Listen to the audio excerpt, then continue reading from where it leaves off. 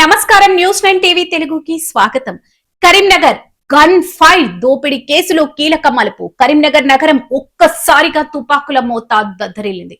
నడి రోడ్డుపై జనసంచారం ఎక్కువగా ఉండే ప్రాంతంలో ఉన్న ప్రముఖ పిఎంజి జ్యువెలరీ షాప్ లో సినీ ఫక్కీలో భారీ దోపిడీ జరిగింది. 5గురు సాయుధ దుండగులు సిబ్బందిని హడలెత్తించారు. కాల్పులకు తెగబడి కిలోల కొద్ది బంగారాన్ని ఎత్తుకెళ్లడం స్థానికంగా తీవ్ర కలకలం రేపుతుంది.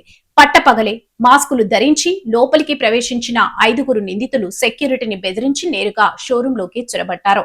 అడ్డుకోబోయిన సిబ్బందిపై విచక్షణ రహితంగా కాల్పులు జరిపారు.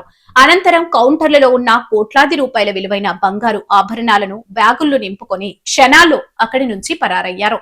రద్దీగా ఉండే ప్రాంతంలో ఇంతటి సాహసానికి దుండగులు ఒడిగట్టడం పోలీసు యంత్రాంగాన్ని విస్మయానికి గురిచేస్తోంది.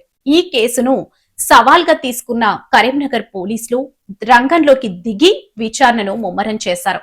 తాజా సమాచారం ప్రకారం ఈ కేసులో పోలీసులకు కీలకమైన ఆధారాలు క్లూస్ లభించినట్లు తెలుస్తుంది. సీసీటీవీ ఫుటేజ్, షాపులోని కెమెరాలతో పాటు పరిసర ప్రాంతాల్లోని దాదాపు 20కి పైగా సీసీటీవీ దృశ్యాలను పోలీసులు విశ్లేషించారు.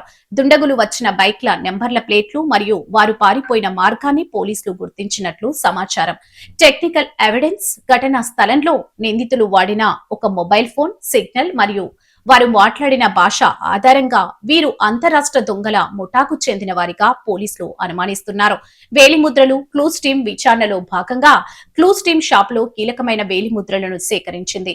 నిందితులు వదిలి వెళ్లిన కొన్ని వస్తువుల ద్వారా వారి ఆచూకీకి సంబంధించిన బలమైన లీడ్స్ దొరికినట్లు ఉన్నతాధికారులు ధృవీకరిస్తున్నారు. కరీంనగర్ సిపి ఆదేశాల మేరకు 10 ప్రత్యేక బృందాలు నిందితుల కోసం వేట మొదలు పెట్టాయి. జిల్లా సరిహద్దులను అష్టదిగ్బంధనం చేశారు. ప్రతి వాహనాన్ని క్షుణ్ణంగా తనిఖీ చేస్తున్నారు. పోలీస్ స్టేట్మెంట్ దోపిడీ జరిగిన తీరును బట్టి చూస్తే ఇది పక్కా స్కెచ్ తో జరిగినట్లు కనిపిస్తుంది. అయితే నిందితులు కొన్ని చిన్న తప్పులు చేశారు. మాకు లభించిన ఆధారాలతో త్వరలోనే వారిని పట్టుకుంటాం.